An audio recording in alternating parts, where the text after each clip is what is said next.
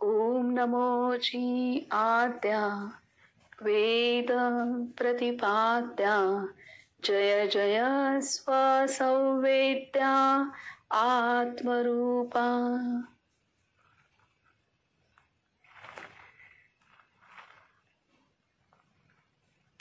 सर्वांना नमस्कार.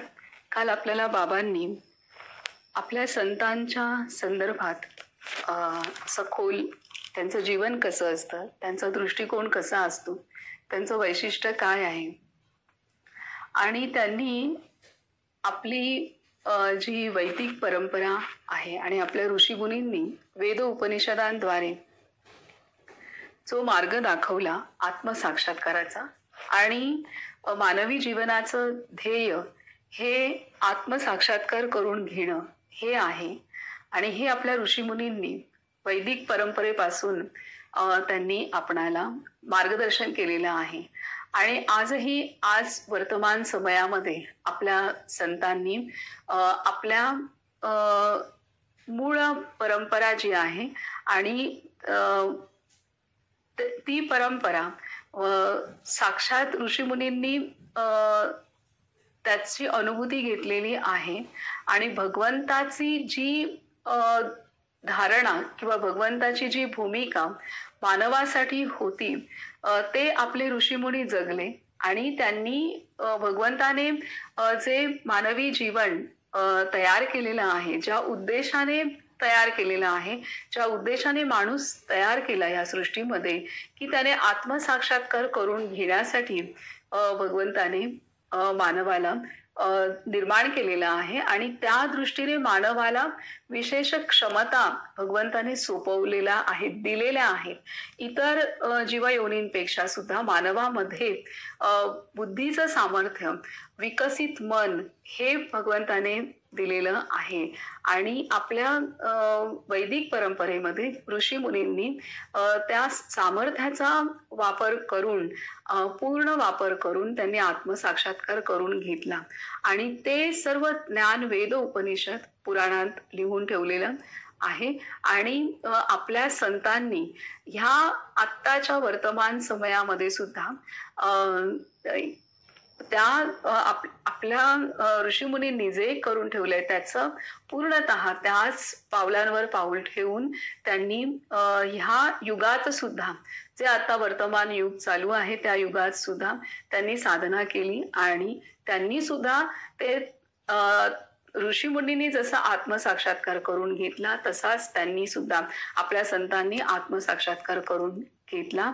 आणि त्यांना ते सर्व त्या अनुभूती आणि सर्व ज्ञान त्यांनी आपल्या ग्रंथांमध्ये लिहून ठेवलेलं आहे.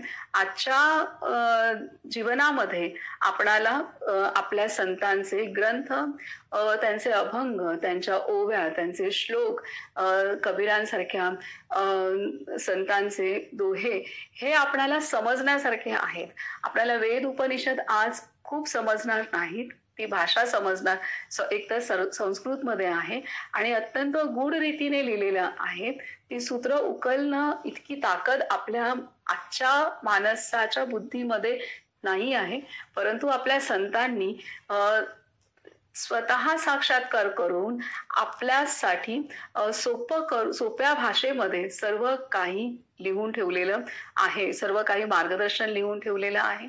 आणि सूक्ष्म देहातून आजही ते आपल्याला साथ देतात आणि आपल्या सोबत आहेत आणि आपल्याकडून अभ्यास करून घेत आहेत. आणि ह्याची प्रचिती आपण आता प्रत्यक्षात आत्ता सुद्धा या क्षणाला सुद्धा घेत आहोतच. आपले सर्व जे संत आहेत ते सूक्ष्म रूपाने वास करत आहेत आणि त्या आपल्या साधकांच्या जीवनात प्रगती कशी व्हावी याची योजना आपले सर्व संत आखतात आणि त्यानुसार सर्व घटना साधकांच्या जीवनामध्ये घडवून सुद्धा आणतात. हे आता आपण प्रत्यक्ष अनुभवत सुद्धा आहोत. जर आता ह्या वर्तमान समयामध्ये किंवा ह्या माऊलींपासून जर हे संत झालेच नसते तर आपल्याला फार अवघड होतं की आपण भटकलो असतो, आपल्याला काहीही कळलं नसतं की काय करायचं आहे आणि जे जगतोय तेच त्याच्याच मागे आपण प्रचंड धावून धावतच राहिलो असतो आणि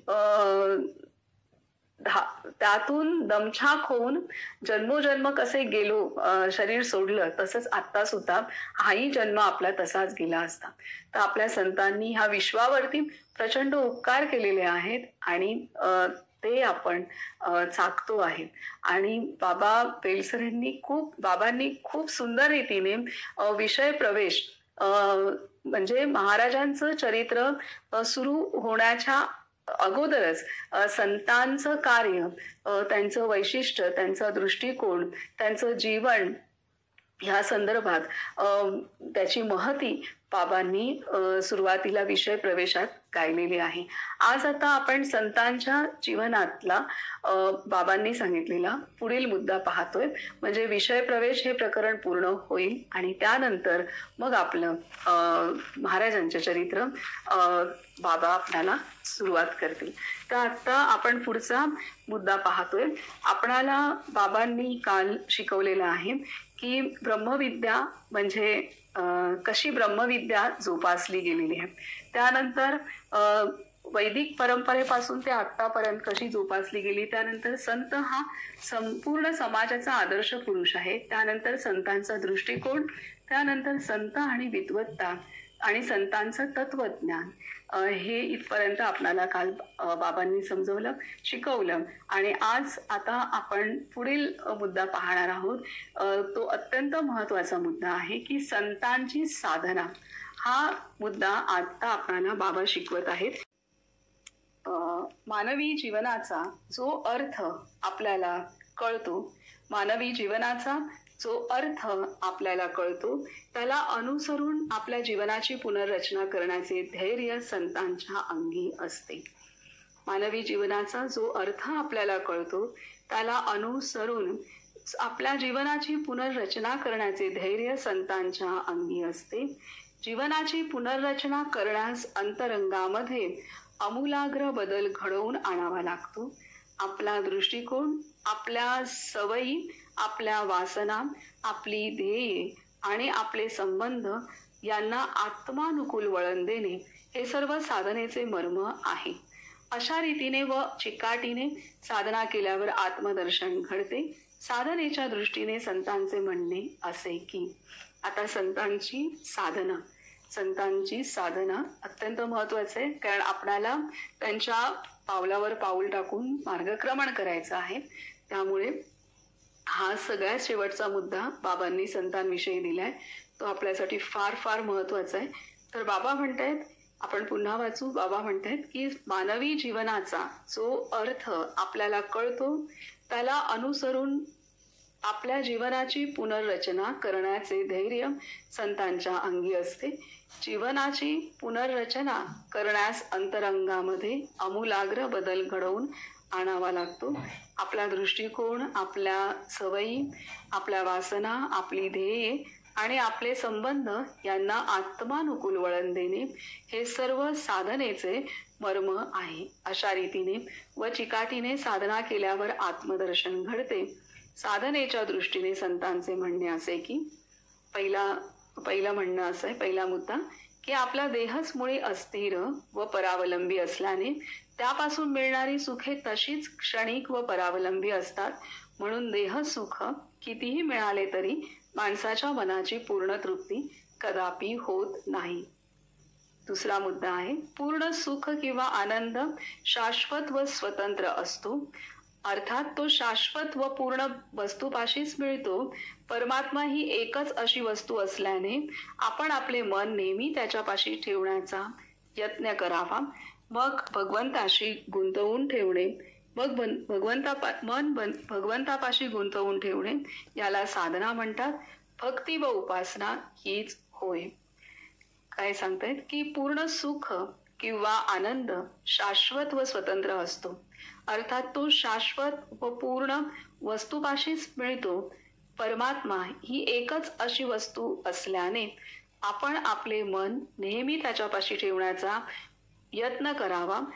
मन भगवंतापाशी गुंतवून ठेवणे याला साधना म्हणतात. भक्ती व उपासना हीच होय. साधनेचं सुंदर सूत्र सांगितलंय, सुंदर व्याख्या. मन भगवंतापाशी गुंतवून ठेवणे. आणि सर्वात गुंतवून ठेवण्याचं साधन, हे आपल्याला मुख्य साधन नामस्मरण सांगितलं. आणि 24 तास नामस्मरण करणं शक्य होत नाही. त्यामुळे ठराविक कालावधी आपल्याला जितकं जमेल, जितकी आपली भूमिका असेल, क्षमता असेल, त्यानुसार आपण ठराविक काळी नामस्मरण करून उरलेल्या काळामध्ये आपणाला नवविधा भक्तीचं मार्गदर्शनही केलेलं आहे. तर ह्या नवविधा भक्तीच्या सहाय्याने आपण सतत भगवंतात पाशी राहण्याचा प्रयत्न करू शकतो. आणि तीच साधना आहे. मुख्य साधन नामस्मरण, आणि त्याला अनुसरून इतर वेळेला आपण नवविधा भक्तीचे, म्हणजे त्यामध्ये मनन, श्रवण, कीर्तन, त्यानंतर जी अर्चन भक्ती आहे, पादसेवन आहे, तर ह्या सर्व सख्य भक्ती, ह्या सर्व आपण करू शकतो. पुढे सांगतात की ज्याचे मन भगवंतापाशी गुंतून जाते त्याच्या मनामध्ये भगवंताचे गुण आपोआप उतरतात. त्याच्या जीवनाला निराळेच तेज येते.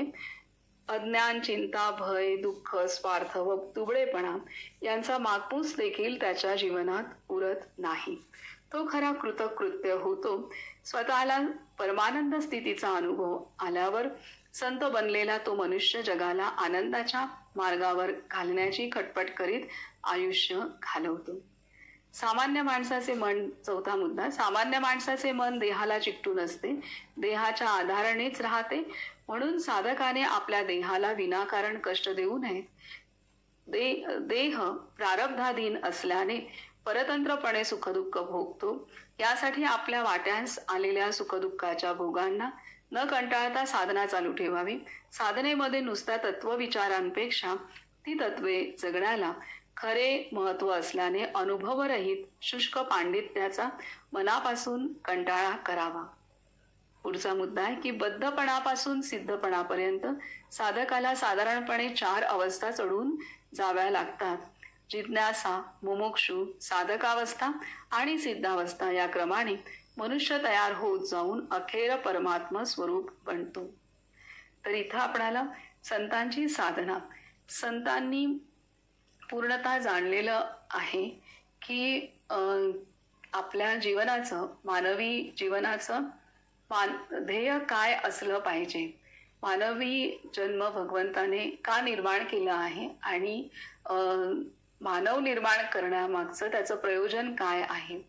तर हे संत जाणतात की संपूर्ण विश्वाची रचना झाल्यानंतर सर्वश्रेष्ठ बुद्धिमत्ता ही मानवाला दिलेली आहे. आणि सर्व आकारांमध्ये, सर्व रचना, जे काही दृश्य अदृश्य जगत दिसत आहे, तर ते त्या प्रत्येक आकारामध्ये, प्रत्येक वस्तूमध्ये भगवंताची चेतना आहे. असं जरी असेल तरी सुद्धा केवळ मानवाला जी बुद्धी दिलेली आहे, जे विकसित मन दिलेलं आहे, त्या आधारे, आणि ते केवळ मानवाला दिलेलं आहे, आणि त्या आधारे मानव आत्मसाक्षात्कार करून घेऊ शकतो. तर ही क्षमता केवळ मानवाला दिली आहे, हे संत जाणतात. आणि त्या दृष्टीने आपल्या जीवनाची पुनर्रचना संत करतात.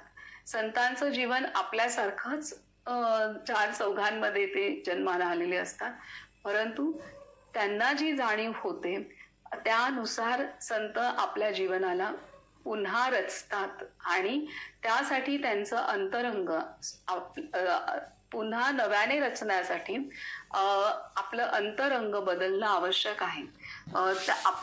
आपल्या मनातली भावना, वासना, ध्येय, विचार, कल्पना, जाणीव, हे सर्व बदलणं आवश्यक आहे. आणि संत ते बदलतात. आणि हे सर्व अंतरंग ते आत्म्याच्या दिशेला लावतात. आणि त्यानुसार मग त्यांचं बहिरंग पण आपणहून बदलतं. आणि अशा रीतीने संत स्वतःला पुन्हा रचतात. पुन्हा नव्याने ते आपल्याला ज्यासाठी भगवंताने आपलं मानवी जीवन दिलेलं आहे त्यानुसार संत स्वतःला घडवतात.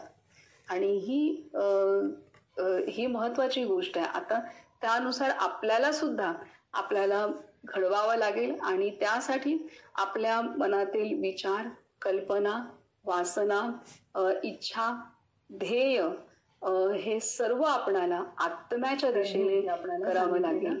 हे आपल्याला आणि जसं संतांनी केलेलं आहे. तर हे इथे आपल्याला सांगितलेलं आणि आता 4 अवस्थांमधून संत जातात वर्णन आपल्याला इथं दिलेलं आहे. तर त्यातली पहिली अवस्था आहे की जिज्ञासा, दुसरी मुमुक्षु, तिसरी साधकावस्था आणि सिद्धावस्था, चौथी सिद्धावस्था. तर ते आता बाबा आपल्याला एक एक अवस्था सांगत आहेत.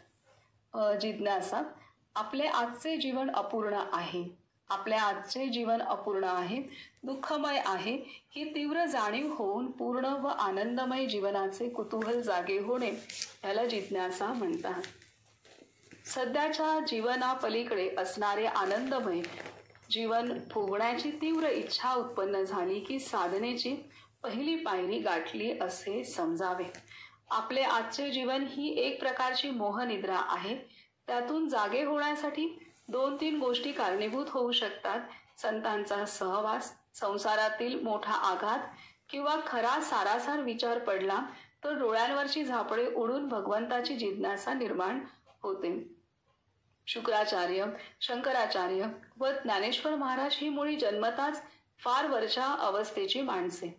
एकनाथ, रामदास व रामकृष्ण यांना जन्मताच तीव्र अध्यात्मवृत्ती असल्याने जणू काही एखादे अपुरे कार्य पूर्ण करण्यासाठी ते आले असे वाटते. गौतम बुद्ध, पिंगला वेश्या, नामदेव, तुकाराम यांना संसारांतील प्रसंगांनी जागृती येऊन ते मार्गास लागले. सामान्य माणसाला मात्र संतांचा सहवास व प्रपंचाचा आघात यांनीच जिज्ञासा उत्पन्न होण्याचा संभव असतो. प्रपंचांतील संकटांनी माणूस विचार करू लागतो. विस्कळीत झालेले आपले जीवन सावरता सावरता जगाची अशाश्वतता प्रत्यक्ष अनुभवतो आणि मग मी कशासाठी आहे याचा खरा निर्णय तो करतो. जिज्ञासेतून नित्य अनित्य विवेक निर्माण होऊन आत्मज्ञान करून घेणे हे एकच खरे ध्येय आहे. ही गोष्ट त्याच्या मनाला पटते. आपल्या देहासकट सर्व वस्तू अनित्य आहेत. मृत्यूचा घाला केव्हा येईल त्याचा नेम नाही. अंतकाळी या जगातील कोणतीही वस्तू उपयोगी पडत नाही. म्हणून शाश्वत अशा परमात्मा वस्तूकडे आपण वळले पाहिजे. हे विचार साधकाच्या मनात स्थिर होतात. आता जिज्ञासा, ह्या पहिली अवस्था जिज्ञासा जी आपली सर्वांचीच आहे ती वर्णन केलेली आहे आणि आपण हे अनुभवतोच आहे म्हणून आपण एकत्र आहे आणि अभ्यासही करतोय. तर ही आपली साधना 4 अवस्थांपैकी ही पहिली अवस्था आहे. पुढे आहे की मुमुक्षा, संसार सुख देत नाही हे विचारांना पटले तरी ते अंतःकरणात उतरलेले नसते. त्यासाठी मनाच्या जुन्या कल्पना, वासना व सवयी मोडून त्यांना नवे वळण लावावे लागते. साधनेची ही दुसरी पायरी होय. आजपर्यंत देहसुख हेच सर्वस्व मानून जीवन घालवले. आता आत्मसुख हे ध्येय ठरवल्यावर त्याला उपकारक अशी जीवनाची घडण घडवावी लागते. ध्येयाला अनुकूल ते घेणे व प्रतिकूल ते टाकणे याचे नाव अभ्यास. देहाला व मनाला वळण देत असता त्याच्या जुन्या सवयी मोडत नाहीत. अर्थात त्यामुळे जीवाची मोठी ओढाताण होते. एकीकडे परमात्मा प्राप्ती व्हावी म्हणून जीव आनंदाकडे ओढ घेतो, तर दुसरीकडे मन, बुद्धी आणि इंद्रिये बलवान पूर्वसंस्कारांमुळे विषय सुखाकडे धाव घेतात.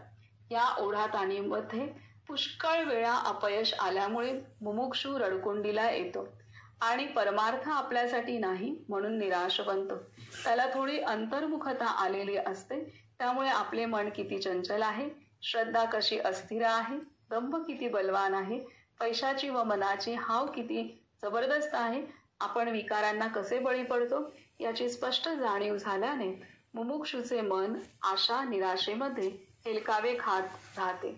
सत्संगामध्ये घडलेले श्रवण व मननाने जमवलेला परमार्थाचा विवेक यांना आतील खळबळींमुळे मन एका क्षणात विसरून जाते.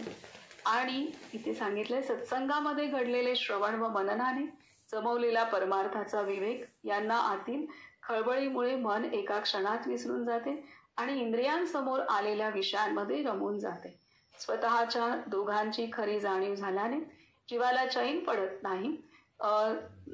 सारांश अवगुणांची तीव्र जाणीव होऊन पश्चाताप होणे, मन व इंद्रिये अनावर होऊन देहसुखाकडे थांबणे आणि या दोन्हींमुळे जीवाची ओढाताण होणे ही मुमुक्षावस्थेची लक्षणे आहेत. साधक येथूनच भगवंताला शरण जाण्यास आरंभ करतो.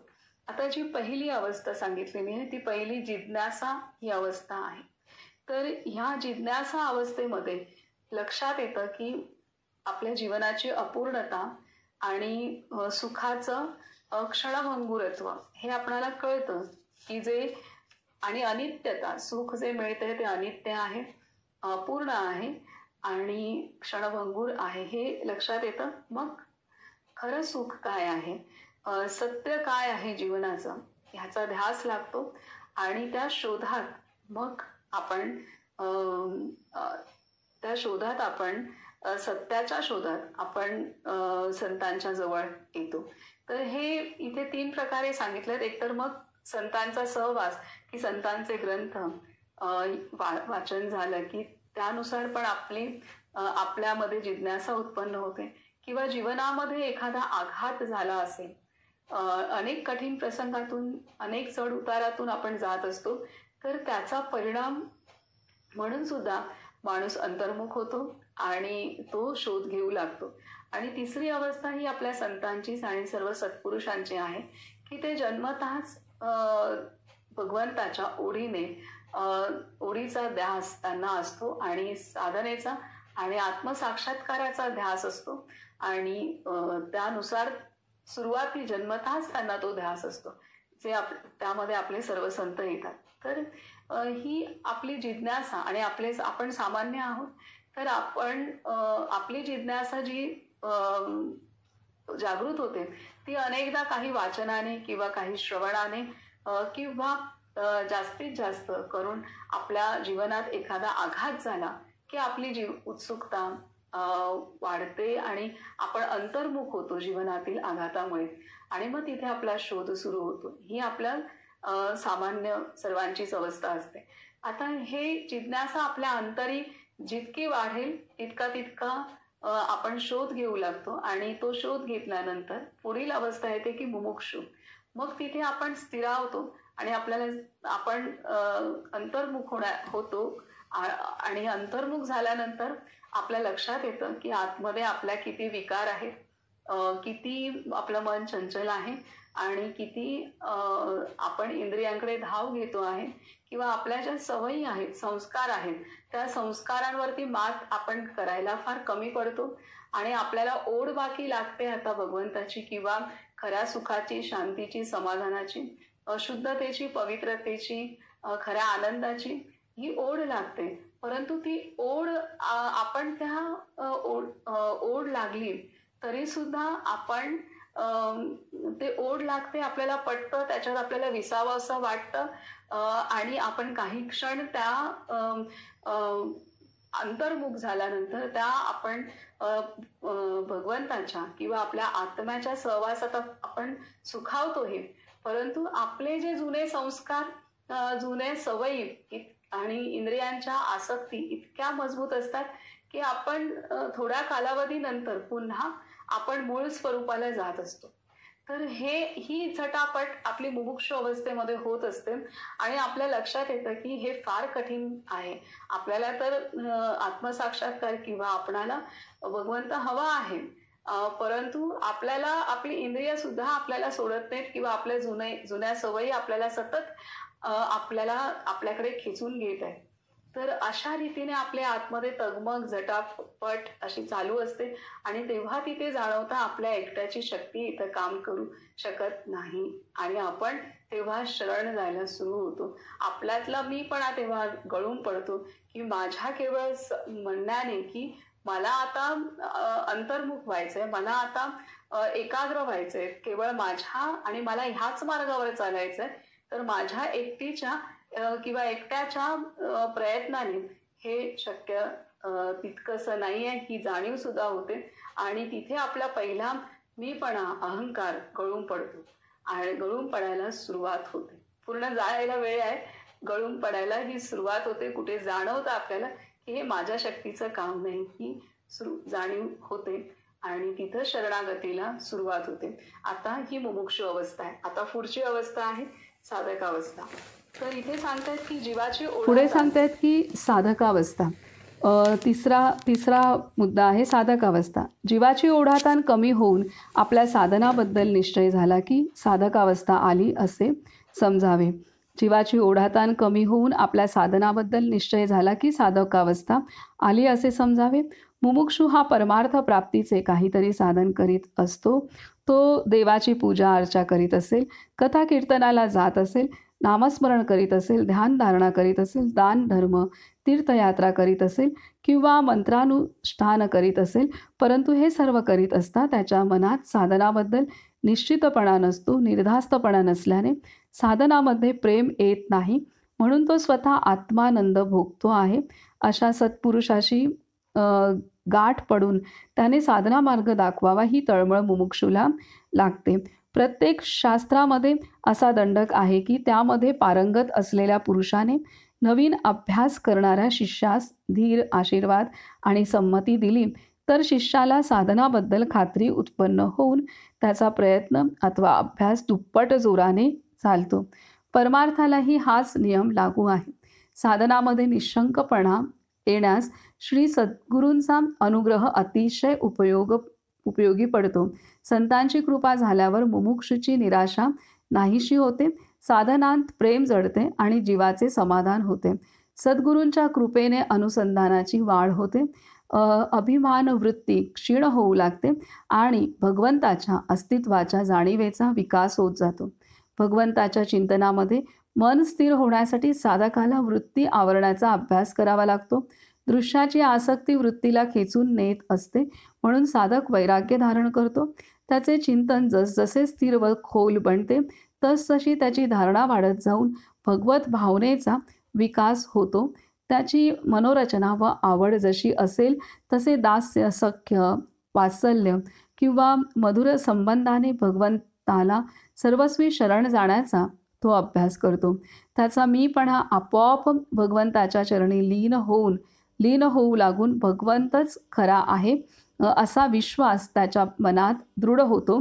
या अवस्थेमधून जात असता साधकाला अनेक दर्शने होतात, अनेक दिव्य नाद ऐकू येतात व भविष्याचे ज्ञान होऊ लागते. त्याला पारमार्थिक शक्ती प्राप्त होतात, पण सद्गुरूंच्या छत्राखाली असल्यामुळे तो मोहांना बळी पडत नाही. तर इथं साधकावस्था, इथं आता सद्गुरू कृपा झालेली आहे आणि सद्गुरू कृपा होते. नाम जेव्हा मिळतं, अनुग्रह मिळतो, नामदीक्षा किंवा मंत्रदीक्षा होते, त्यावेळेला सद्गुरू जीवनात येतात. त्यावेळेला साधक जो मुमुक्षू असतो त्याला थोडा धीर येतो आणि ती कृपा आशीर्वाद आपल्या संतांच्या शिकवणी आणि सद्गुरूंनी दिलेलं नाम ह्यामुळे तो आता साधनेमध्ये स्थिरावतो आणि ह्या मार्गामध्ये त्याची एक श्रद्धा, धैर्य हे वाढतं. आणि जी तगमग मुमुक्षु अवस्थेत असते ती तगमग आता इथे फार कमी झालेली असते आणि इथे तो मन त्याचं एकरूप होऊ लागतं, एकाग्रता येऊ लागते आणि एक निश्चित असं साधन त्याला प्राप्त झालेलं असतं आणि त्यानुसार त्याची वाटचाल इथं सुरू होते. तर ही इथे अवस्था आणि सद्गुरूंच्या छत्रछायेखाली तो आता असल्यामुळे त्याच्या जीवनात अडथळे येतील, परंतु ती छत्रछाया असल्यामुळे आणि तिथे श्रद्धा असल्यामुळे त्याचं संरक्षण हे सर्वच परिस्थितीमध्ये केलं जातं. ही साधकावस्था आहे. आता पुढे आहे की सिद्धावस्था. पुढे आहे सिद्धावस्था. परमार्थामध्ये चिकाटीला फार महत्त्व आहे. नाना तऱ्हेचे विकल्प, संशय, मोह, भोग आणि वासना विघ्ने निर्माण करतात. परमार्थामध्ये चिकाटीला फार महत्त्व आहे. नाना तऱ्हेचे विकल्प, संशय, मोह, भोग आणि वासना विघ्ने निर्माण करतात. त्यापैकी बरीचशी विघ्ने आपणांमधूनच उत्पन्न होत असल्याने त्यांच्यावर मात केल्याशिवाय साधकाचे साधन निर्वेध चालू शकत नाही. अशा प्रसंगी निष्ठा आणि अनुसंधान टिकवून धरण्यास मोठे मनोबल लागते. म्हणून आतील आणि बाहेरील संकटांना सारखे तोंड देऊन आपली उपासना चालवीत असता साधकाच्या ठिकाणची बळे अनुसंधान ठेवण्याची शक्ती थकून जाते. अनुसंधान ढिले पडते, तळमळ थंडावते व प्रचिती मंद होते. पंख तुटलेल्या पक्षासारखी अवस्था होते. याचा परिणाम असा होतो की साधकाच्या अंतःकरणात निराशेचा जोर धरून सर्वत्र एकदम अंधकार पसरतो. आजपर्यंत केलेले साधन व्यर्थ गेले, कमावलेली निष्ठा नाहीशी झाली, अनुभवाची प्रचिती हातची गेली, धड ना प्रपंच ना परमार्थ अशी स्थिती झाली. या व अशा नाना प्रकारच्या विकल्पांनी साधकाचे मन भरून जाते. त्याच्या अंतःकरणात भयंकर तळमळीचे प्रचंड तुफान चालू होते व तो अगदी अस्वस्थ व दीन बनतो. परंतु या तळमळीमध्येच आत्मसाक्षात्काराचे बीज असते. किंबहुना तळमळ जितकी तीव्र तितका परमात्मा जवळ हे साधनेचे त्रिकालाबाधित सत्य आहे. साधकाची वासना पूर्णपणे क्षीण होऊन चित्तशुद्धी झाली म्हणजे अहम ब्रह्मास्मी, मी ब्रह्म आहे असा अपरोक्षानुभव त्याला येतो. आता तो साधक नसून सिद्ध होतो. इथे काय सांगते, ज्याच्या अंतःकरणात भयंकर तळमळीचे प्रचंड तुफान चालू होते व तो अगदी अस्वस्थ व दीन बनतो. परंतु त्या तळमळीमध्येच त्याच्या अंतःकरणात भयंकर तळमळीचे प्रचंड तुफान चालू होते व तो अगदी अस्वस्थ व दीन बनतो. परंतु या तळमळीमध्येच आत्मसाक्षात्काराचे बीज असते. किंबहुना तळमळ जितकी तीव्र तितका परमात्मा जवळ हे साधनेचे त्रिकालाबाधित सत्य आहे. साधकाची वासना पूर्णपणे क्षीण होऊन चित्तशुद्धी झाली म्हणजे अहम ब्रह्मास्मी, मी ब्रह्म आहे असा अपरोक्ष अनुभव त्याला येतो. आता तो साधक नसून सिद्ध होतो. मी ब्रह्म आहे हा अनुभव अतिशय सूक्ष्म, विशाल, अद्वितीय आणि आनंदमय असल्याने मन आणि वाणी यांना आकलन होत नाही. तरी पण तद्रूपत्वाने येणाऱ्या या अनुभवाचे वर्णन करण्यासाठी संतांनी आपले बुद्धी सर्वस्व खर्च केलेले दिसते. नाद, तेज, स्वाद, रूप वगैरे प्रतीके घेऊन आत्मसाक्षात्काराचे वर्णन संत करतात. आपले सर्व पाप व दुःख नाहीसे झाले, आपली जन्मयातना चुकली, मी कोण व परमात्मा कोण हे कळले, जगाचा करता कोण, जग कशाचे बनले आहे, माझा व जगाचा संबंध काय इत्यादी प्रश्न सुटले. मीपणा जळून गेल्यामुळे सर्व वासना शांत झाल्या, अर्थात मनुष्य जन्म घेतल्याचे सार्थक झाले. ही सर्व सिद्धांच्या अनुभवास येणारी आत्मसाक्षात्काराची प्रधान लक्षणे आहेत. हे आपण पुन्हा वाचू म्हणजे आपल्याला लक्षात येईल, कारण ही फार महत्त्वाची अवस्था आहे. साधक तर असंख्य होतात प्रत्येक संप्रदायात, प्रत्येक संतांच्या चरणी असंख्य जीव जातात. त्यांपैकी सर्वच जीवांना किंवा खूप काही जीव असतील की ज्यांना अनुग्रह मिळत नाही. बाकी अनुग्रह प्राप्त होणं यासाठी सुद्धा पूर्वजन्म सुकृत आवश्यक आहे. आणि तरच आपण संतांच्या चरणी तर असंख्य लोक जातात. गोंदवले असो किंवा निंबाळ असो किंवा अनेक जे संत जिथं नाम दिलं जातं तिथं अनेक साधक, अनेक जीव जातात. परंतु नामाचा अनुग्रह होणं हे सर्वच जाणाऱ्यांच्या नशिबात असतं असंही नाही आहे. तर नामाचा अनुग्रह होतो तेव्हा साधक तेव्हा खऱ्या अर्थाने आपण साधक होतो. आणि साधक होतो म्हणजे आपणाला ते नाम साधनेसाठीच दिलेलं असतं आणि आपल्या पूर्वजन्म संचितामुळे आपल्यावरती ती कृपा संतांनी केलेली असते की आता हे जे साधन, हे जे नाम दिलेलं आहे त्या आधारे साधना करून सिद्ध होऊ शकतो. साधना करून तू सिद्ध हो. सिद्धाची पुढील अवस्था आहे की ब्रह्म साक्षात्कार करून घेणं किंवा पूर्ण पुरुष होणं. ही अवस्था आपण गाठणं ही संतांची, ह्यासाठी आपल्याला संतांनी अनुग्रह दिलेला असतो. तर त्यासाठी नाम दिलेलं असतं, की ते आपण स्मरावं, त्याचं त्याच्या अनुसंधानात सतत राहावं ह्यासाठी दिलेलं असतं. तर नाम दिल्यानंतर अ, अनेक साधक त्यानुसार आपल्याला प्रत्येकाचं जसं अ, जीवन आहे, त्याचं जसं प्रारब्ध आहे त्यानुसार थोडाफार साधना करतो. कोणाचं जास्त कमी असं सर्व होतं. ह्यामध्ये साधक तर सर्व बनतात. नाम दिल्यानंतर साधक सर्व बनतात. परंतु त्यामध्ये साधक झाल्यानंतर एक स्थिरावतो आपण. आपल्या जीवनाला एक स्थैर्य प्राप्त होतं. जीवनामध्ये आपल्या प्रारब्धानुसार अनेक अडचणी, चढ-उतार हे येणार आहेत, ते टळू शकत नाहीत. परंतु त्या अडचणींना, त्या चढ-उतारांना आपण नामाच्या सहाय्याने आणि आपल्या सद्गुरूंच्या सहाय्याने खूप खंबीरपणे सामना करतो आणि आपल्या जीवनामध्ये पुढे जातो.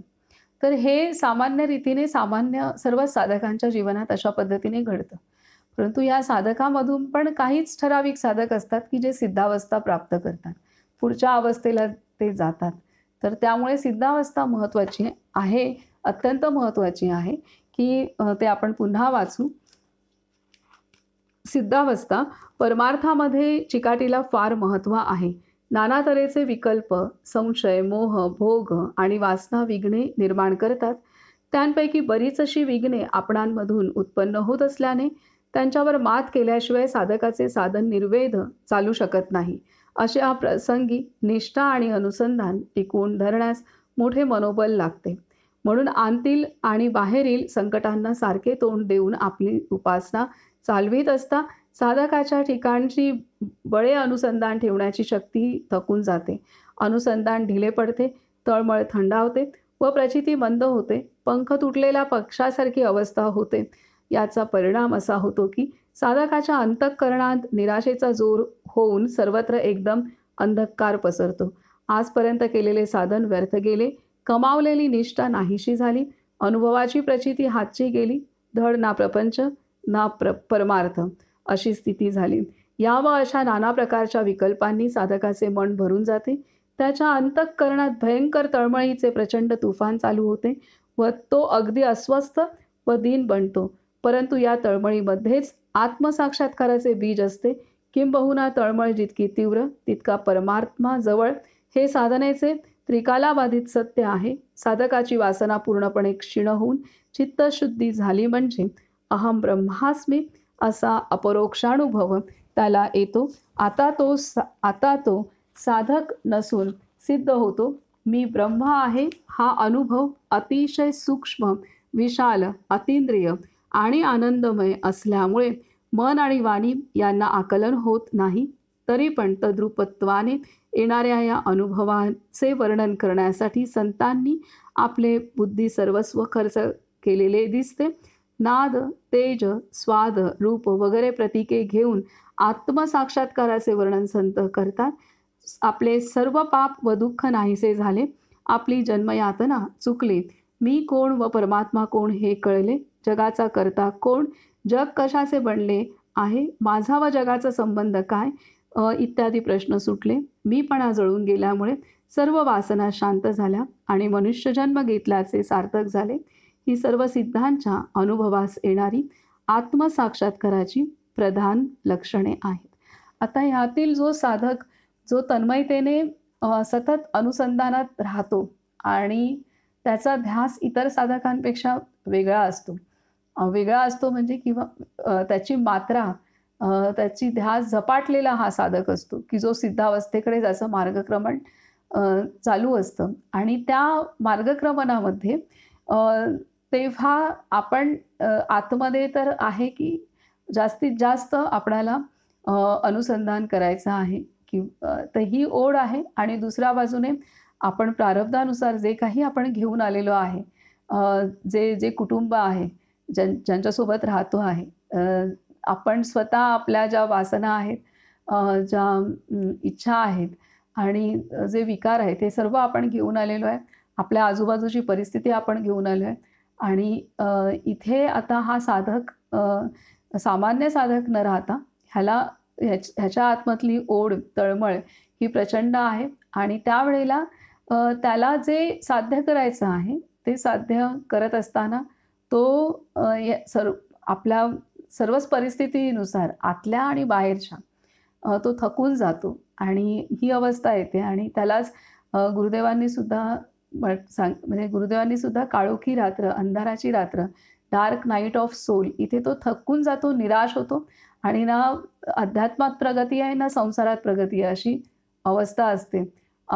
पण ही जी तळमळ, प्रचंड तळमळ होते आणि प्रचंड निराश होतो, तिथेच पूर्ण शरणागती पण होते आणि तिथेच आत्मसाक्षात्काराचं बीज असतं आणि तिथेच सद्गुरु कृपा ही प्राप्त पण होते आणि त्याला अनुभव यायला सुरुवात होतात. अतींद्रिय अनुभव, मग शब्द, स्पर्श, रूप, रसगंध हे अनुभव, विविध दर्शन हे अनुभव, आत्म्याचे अनुभव हे कुठल्याही बाह्य विषयांशिवाय सुद्धा शब्द, स्पर्श, रूप, रसगंध यांचे जे अनुभव येतात तर ते अनुभव इतके सुखद, आल्हाददायक असतात की त्यामध्ये पूर्णतः वासना, त्या आनंदात, त्या अनुभवांच्या आनंदात वासनांचा क्षय होतो आणि वासना हळूहळू नष्ट होतात आणि पूर्णतः दैवी गुणांची धारणा इथं होत असते आणि त्यामुळे हा साधक हा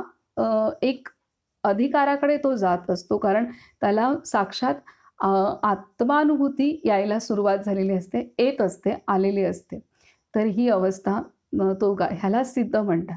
आणि पुढे सांगतात आता पुढची जी आहे की अवस्था की ब्रह्मस्वरूप. मी ब्रह्म आहे ही तुर्यावस्था असल्याने ती पचवून, मी ब्रह्म आहे ही तुर्यावस्था असल्याने ती पचवून सर्वम खलु इदम ब्रह्म, सर्व ठिकाणी परमात्मा भरलेला आहे, ही तुर्यातीत अवस्था आली म्हणजे सिद्ध, पक्का झाला असे संत सांगतात. आत्मसाक्षात्कार झाल्यावर देखील सतत साधन चालू राहते. पक्व झालेला सिद्ध ब्रह्मरूपाशी विलीन झाल्याने त्याला अवस्था राहत नाही. देहाचे जसे प्रारब्ध असेल तसे त्याच्याकडून वागणे होते, पण चुकून सुद्धा त्याच्या ठिकाणी कर्तेपणाचा अभिमान दृग्गोचर होत नाही. पूर्णत्वाप्रत पोचलेले असे संत ज्या समाजात असतात तो समाज धन्य होय. त्यांच्या नुसत्या अस्तित्वानेच अनेक जीवांचा उद्धार होतो. मग प्रारब्धवशात जर ते जगाला उपदेश करू लागले किंवा ग्रंथरचना करू लागले किंवा प्रपंच मांडून लोकसंग्रह करू लागले तर अक्षरशः हजारो जीव आत्मज्ञानाच्या मार्गाला लागून समाधान पावतात. जिवंतपणे त्यांच्या हातून मोठेच कार्य होते, यात काही नवल नाही. पण देह ठेवल्यानंतर देखील सत्तारूपाने त्यांचे कार्य अनेक शतके चालू राहते. स्वतःबद्दल काही करायचे न उरल्यामुळे आपण जो ब्रह्मानंद सेवन करतो तो सर्व लोकांना प्राप्त व्हावा एवढी एकच जगत कल्याणाची उच्च भावना ठेवून संत लोकांना उपदेश करतात. मानवी जीवनातील सर्व दुःखांचे मूळ स्वस्वरूपाच्या अज्ञानामध्ये आहे. म्हणून आत्मज्ञान प्राप्त करून घेण्यास निष्काम उपासना हा एकमेव सुलभ उपाय आहे. हे त्यांच्या उपदेशाचे सार सर्वस्व आहे. मानवी जीवनातील सर्व दुःखांचे मूळ स्वस्वरूपाच्या अज्ञानामध्ये आहे. म्हणून आत्मज्ञान प्राप्त करून घेण्यास निष्काम उपासना हा एकमेव सुलभ उपाय आहे. हे त्यांच्या उपदेशाचे सार सर्वस्व आहे. समाजातील लोकांना परमार्थाची तत्वे कळकळीने सांगत असता संतांना पुष्कळ वेळा अपमान, निंदा, दारिद्र्य व छळ सोसावा लागतो. तरी पण त्यांच्या दयाबुद्धीचा आणि निस्वार्थ बुद्धीचा जोर इतका विलक्षण असतो की सर्व मानहानी पचवून लोकांना आत्मज्ञानाच्या मार्गावर नेऊन सोडण्याचे ते कधीही टाळीत नाहीत. देहाने गेल्यावर देखील त्यांचे शब्द आणि त्यांची कृती हजारो जीवांना अनेक शतके दीपगृहाप्रमाणे मार्गदर्शक होतात. म्हणून जगातील निरनिराळ्या क्षेत्रांमधील थोर पुरुषांमध्ये संतांचे थोरपण सर्वांच्या शिरोस्थानी मानणे योग्य आहे. आता ही जी साधकाचा जेव्हा सिद्ध होतो तेव्हा आत्मसाक्षात्कार होतो. पण आत्मसाक्षात्कार झाल्यानंतर पुढील अवस्था आहे की ब्रह्मस्वरूप होणे. म्हणजे आत्मसाक्षात्कार ही अवस्था ह्या अवस्थेचीच पुढची अवस्था आहे की ब्रह्मस्वरूप होणे. म्हणजे इथे महत्त्वाचं दिलंय त्यांनी की मी ब्रह्म आहे. ही तुर्यावस्था असल्याने अ, ती पचवून सर्वं खलु इदं ब्रह्म, सर्व ठिकाणी परमात्मा भरलेला आहे. ही तुर्यातीत स्थिती झाली म्हणजे सिद्ध पक्का झाला असे सांगतात. आता साधक अनेक साधक असतात, त्यांपैकी काही साधक सिद्धावस्था प्राप्त करतात आणि त्यांना आत्मसाक्षात्कार होतो. स्वतः मी ब्रह्म आहे ही अनुभूती होते. आत्मसाक्षात्कार म्हणजे माझ्या भगवंताच्या माझ्या अंतरी असलेलं आत्मतत्व हे भगवत स्वरूप आहे ते त्याची अनुभूती होते, आत्मसाक्षात्कार होतो. परंतु संपूर्ण विश्व हे ब्रह्मस्वरूप आहे, परमात्ममय आहे, आत्मस्वरूप आहे. हा साक्षात्कार जेव्हा होतो तेव्हा तो सिद्ध ब्रह्मस्वरूप होतो. जसा भगवंताचा आत्मतत्व सर्वत्र व्यापक आहे, तसाच हा सिद्धाचा ब्रह्मस्वरूप होणं हा अनुभव आणि ती अवस्था ती ती अवस्था प्राप्त होणं हेच ब्रह्मस्वरूप आहे आणि ती आपल्या संतांना प्राप्त झालेली असते. संतांना ती प्राप्त होते. आणि हे इथे दिलेलं आहे आणि त्यामुळेच आपले संत जे आहेत की ते संत एका जागी असतात, परंतु ते पूर्णतः भगवंतासारखे व्यापक आणि सर्व व्यापक झालेले असतात, सर्व शक्तिमान, सर्वज्ञ झालेले असतात, त्रिकालदर्शी झालेले असतात आणि त्यामुळे जसा भगवंत सर्वत्र व्यापून आहे, तसेच आपल्या संतांचं अस्तित्वसुद्धा सर्वत्र व्यापून असतं. आणि संत देहात असताना सुद्धा अनेक संत हे देहात असताना महाराजांचं तशी सामर्थ्य होतं आणि सर्वच संतांचं असतं ते सामर्थ्य. काही संतांचं ते जगाला दिसून येतं आणि त्यातून सुद्धा ते कार्य करतात. काही संतांचं गुप्त स्वरूपामध्ये असतं. तर सदेही असताना सुद्धा ते एका जागी असले तरी दुसऱ्या जागी प्रकट होण्याचं सामर्थ्य पण त्यांच्यामध्ये होतं. तर ते कुठले चमत्कार नव्हते, तर त्यांनी ती अवस्था प्राप्त करून घेतली होती की सर्व ठिकाणी जसा भगवंत असतो, आत्मस्वरूप भरलेलं आहे, तसेच त्याच अवस्थेत हे संत असतात. म्हणून ते सर्वत्र त्यांची अनुभूती होऊ शकते आणि साधक ते अनुभूती घेतातही. अनेक अशी उदाहरणं पाहायला मिळतात. ते कोणतेही चमत्कार नाहीत, तर संतांनी ती अवस्था साधनेने प्राप्त करून घेतलेली आहे, म्हणून त्या अनुभूती येतात साधकांना. सुरुवातीला त्यांनी दिलेला आहे. त्यानंतर आता पहिलं प्रकरण आहे कुलवृत्तांत व बालपण. दुसरं आहे गुरुशोध व संतदर्शन. तिसरं आहे श्री गुरुकृपा. चौथं आहे तीर्थयात्रा आणि गृहस्थाश्रम. पाचवा आहे मधला काही काल. सहावा आहे गोंदवल्यास वास्तव्य आणि लोकसंग्रह. सातवं प्रकरण आहे की सन 1895 ते 1905. आठवं प्रकरण आहे पुन्हा काशी यात्रा. नववं प्रकरण आहे हाट भरला परमार्थाचा. 10वं आहे रामरायाने इच्छा पूर्ण केली. 11वं आहे अखेरचे वर्ष. 12वं आहे महासमाधी. त्यानंतर 13वं आहे व्यक्ती दर्शन. त्यानंतर 14 आहे मी आहे जगदाकारे. 15वं परंपरा व शिष्यमंडळ. 17वं महाराजांची शिकवण. 18वं बोधवचने. 19वं कथामाला. त्यानंतर 20वं श्री महाराजांची 5 प्रवचने व काही पत्रव्यवहार आणि 21वं आहे अभंग आणि स्फुट प्रकरणे. तर अशा रीतीने 21 प्रकरणं आहेत. उद्या आपण पहिल्या प्रकरणाला सुरुवात करू. तर इथं आपण थांबूयात. खूप सुंदर विषय प्रवेश झालेला आहे. आपण खूप चांगले साधक बनूयात आणि सिद्धावस्थेकडे आपली वाटचाल चांगले साधक झालो तर सिद्धावस्थेकडे आपली वाटचाल गुरुकृपेने होईलच. आपण इथं थांबूया.